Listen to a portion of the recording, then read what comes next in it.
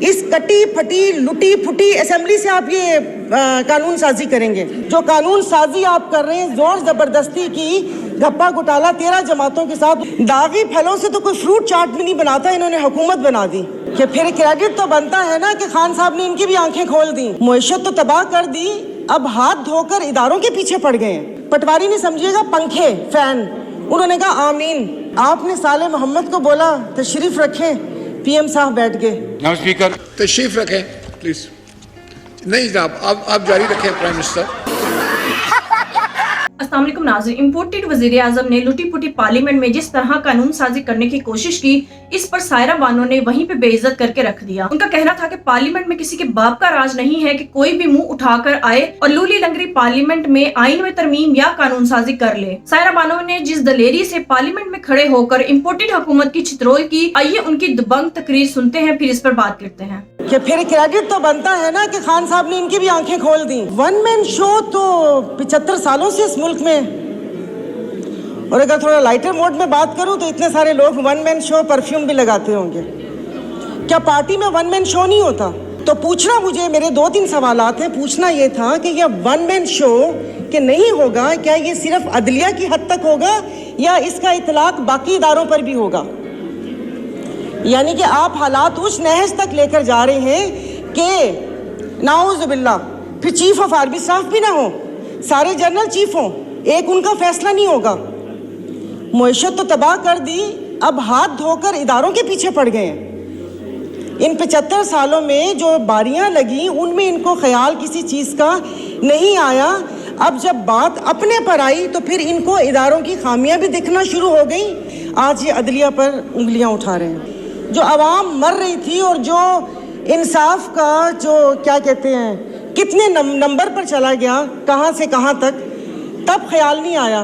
لیکن وہ کہتے ہیں نا کہ جب اپنے پاؤں جلے تو پھر اداروں کے اوپر آ گئے۔ اور اس وقت سے مجھے صرف ایک بات پوچھنی ہے کہ یہ جو ایوان ہے یہ عوام کا ایوان ہے یا ان کے مسائل حل کرنے کی جگہ ہے؟ یہ کل بھی جب یہ سپیچ ہوئی تھی، آپ نے جوائنٹ سیشن بلایا تھا، میں نے کہا شاید اس بابرکت مہینے میں جو عوام سحر و افطار کی لذتوں سے محروم ہے، اس مہنگائی میں پس رہی ہے، شاید اس کی بات ہوگی۔ لیکن وہ لگ رہا ہے جیسے کوئی گھسی پٹی کیسٹ واپس سے لگا دی، اور مطلب جیسے ہم اس ملک کے شہری نہیں ہیں یا یادداشت کمزور ہے کہ جو ہمیں پتہ نہ ہو کہ یہاں پر توشہ خانہ کو تو ذکر ہوا لیکن ہار کا ذکر کرنا بھول گئے۔ جب کیس کی بات ہوئی تو آپ ان سے یہ تو پوچھیں کہ یوسف رضا گیلانی صاحب کے پٹیشن دائر کس نے کی تھی؟ وہ بھی انہوں نے کی تھی، بڑے میاں صاحب کالا کوٹ پہن کر گئے تھے۔ اور دوسرا ہنسی بھی آ رہی تھی اور ترس بھی آ رہا تھا کہ انہوں نے ایک بات کی کہ اللہ پاک ہماری آسانیاں دور کرے، پیچھے بیٹھے ہوئے پے، پٹواری نے سمجھیے گا پنکھے فین، انہوں نے کہا آمین، سنا ہی نہیں کہ اللہ پاک آسانیاں دور کرے۔ اور دوسرا آپ نے صالح محمد کو بولا تشریف رکھیں، پی ایم صاحب بیٹھ گئے۔ جناب اسپیکر تشریف رکھیں پلیز۔ نہیں جناب آپ جاری رکھیں پرائم منسٹر۔ تو کتنے معصوم ہیں۔ تو یہاں پر کوئی ایوان پہ عوام کی بات کرنی چاہیے۔ اسپیکر صاحب، مطلب چیزیں ہاتھ سے جب پھسل جائیں گی تو پھر یہ نقصان پاکستان کا ہوگا۔ یہاں پر میرے یہ اس طرف بیٹھے والوں کو یہ خوف تھا، جس کا وقتاً فوقتاً اظہار بھی کیا گیا، کہ وہ آ گئے تو ان کو نہیں چھوڑیں گے۔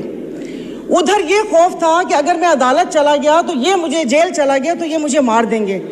تو اس خوف میں تو غلط فیصلے ہوتے ہیں۔ بہت سال پہلے کہا تھا ہم ادھر تم ادھر، اور آج کہہ رہے ہیں یا ہم یا تم۔ یہ تو ان کے بقا کی جنگ ہے۔ اور اگر افواج یہ اسٹیبلشمنٹ کے لیے کہا تھا کہ 2018 میں ریگنگ کر کے ان کو لایا گیا تو بقول ان کے کہ وہ مسلط کیا، تو پھر ہم اپنا لہو کن کے ہاتھوں پہ تلاش کریں؟ کن کے ہاتھوں میں اپنا لہو تلاش کریں؟ مطلب جو لانے والے تھے انہوں نے چھوڑ دیا ان کو، یعنی کہ وہ نیکسٹ ٹائم بھی وہ کوئی ایسی غلطی کریں اور اس ملک کے اوپر ایسی چیزیں مسلط ہوں تو انہوں نے چھوڑ دیا۔ تو میرے خیال میں کہ جو اگلی باری ہے وہ دوسرے ادارے کی ہے، اور باقی اگر یہاں سے وہاں گئے تو وہاں پر بھی ان کی ہی مدد شامل تھی۔ میں بول رہی ہوں और अफसोस इस बात का है कि मैं अभी अफ्तार बनाकर आई थी, दागी फलों से तो कोई फ्रूट चाट भी नहीं बनाता, इन्होंने हुकूमत बना दी। तो इनकी किसी बात के ऊपर कोई बिल, कोई चीज़ हमारी मुखालफत है, मैं इस चीज़ को नहीं करूँगी, भले वो किसी की इज्जत और तकरीम का बिल आए या ये बिल आए। और दूसरी बात स्पीकर साहब, यहाँ पर असेंबली ही पूरी नहीं है, आपकी 228 की स्ट्रेंथ ही नहीं है, तो कानून साजी कैसे होगी? इस कटी फटी लुटी फुटी असेंबली से आप ये कानून साजी करेंगे? तो बाकी बस ये कि एक्सपंज बहुत सारी चीज़ें करने वाली थी जो नहीं हुई, ये पूरे के पूरे असेंबली को एक्सपंज कर देना चाहिए जो यहाँ पर बैठे हुए हैं। तो मैं इसकी मुखालफत करती हूँ, मेरी प्लीज़ पूरी बात सुन लीजिएगा। मैं बहुत देर से बैठी हुई थी, ये सब लोग अपनी नींद पूरी करके इफ्तार करके आए हैं, हम लोग यहाँ पर बैठे हुए थे अपनी बारी का इंतज़ार करने के। खुदारा कि उस पर ना वो करें। अब एक शेर बनता है डस्के पे, सुना दूंगी, तो वो देखिए, तो ये ना करें कि चीज़ें हमारे हाथ से फिसल जाएं, अदलिया हो या अफवाज पाकिस्तान हो, हमारे लिए मोहतरम है। जब यहाँ पर सवाल उठना शुरू हो जाएंगे, वो पंजाबी का शेर है ना कि जितना ते हारना दो अलग शैवा, ए दुखिया नाल साढ़े यक्के ते ना मारो, इन दुखियों से आप इक्के मार रहे हैं। तो ये जिस तरीके से यहाँ पर बैठे हैं, वो डस्के का बहुत लंबा शेर है, डस्के वाले नाराज हो जाएंगे कि जिनकी फितरत में हो डसना, वो डस के रहते हैं, तो डस्के वाले नाराज हो गए थे।